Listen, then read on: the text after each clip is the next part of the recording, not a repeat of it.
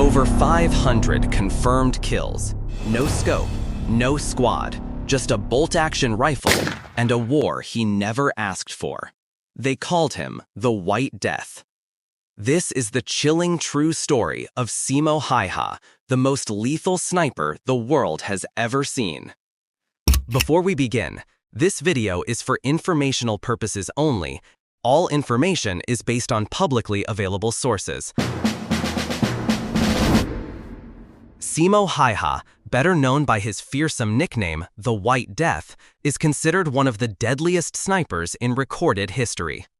Born on December 17, 1905, in the icy village of Rautjärvi, Finland, near the Russian border, Häyhä was forged by a world of silence, snow, and survival.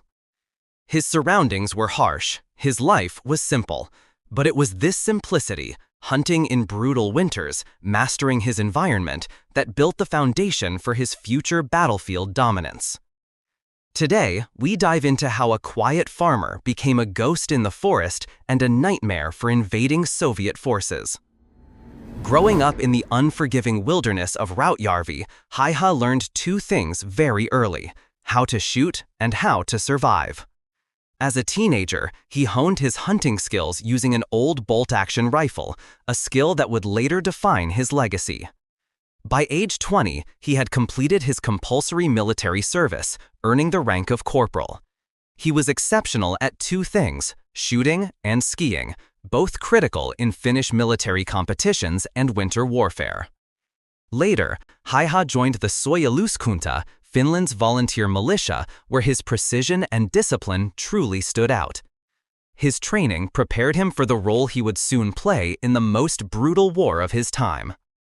On November 30, 1939, the Soviet Union, led by Joseph Stalin, invaded Finland. The goal? To annex Finnish territory and flex Soviet dominance.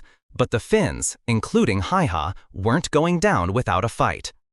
Häyhä joined the 13th Infantry Regiment in the snowy, heavily wooded Kola region, a nightmare terrain for the invading Red Army.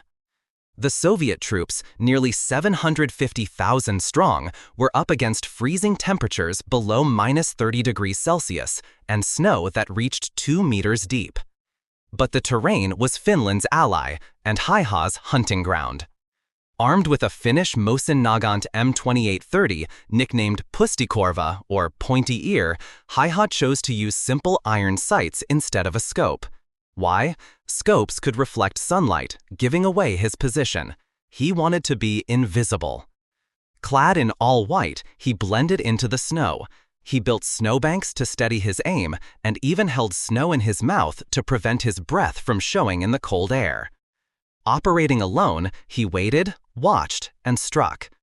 It's said he once hit 16 targets per minute at 150 meters during training.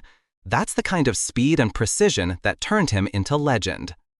One day, just before Christmas, Häyhä reportedly killed 25 Soviet soldiers in a single day. The Soviets never saw him coming, but they felt his presence. His reputation as the White Death sent waves of fear through the Red Army. Troops moved with dread, knowing that one shot, one breath, could be their last. Häyhä's deadly efficiency demoralized entire Soviet units. Finnish soldiers, though outnumbered, were emboldened by him. He wasn't just a sniper, he was a psychological weapon. His quiet war, waged from the trees, turned fear into a strategy. Desperate to stop him, the Soviets launched counter-sniper operations and even rained artillery on areas where they suspected he might be hiding. But Häyhä was a phantom. His iron sights never glinted in the sun. He left no trace. He hit kneecaps through armor. He vanished like smoke. By mid-February 1940, 80 days into the war, Häyhä had over 500 confirmed kills. He was awarded the Kala Cross and declared a national hero, but his war wasn't over. On March 6, 1940, a Soviet bullet finally found him. An explosive round tore through his lower jaw. His comrades found him, unconscious but alive. He awoke from a coma on March 13th, the same day the war ended. Finland had lost land but kept its independence. and Simo Häyhä had become a symbol of that resistance. To put Häyhä's kill record into perspective, an American study during the Vietnam War found it took over 25,000 bullets to kill one enemy.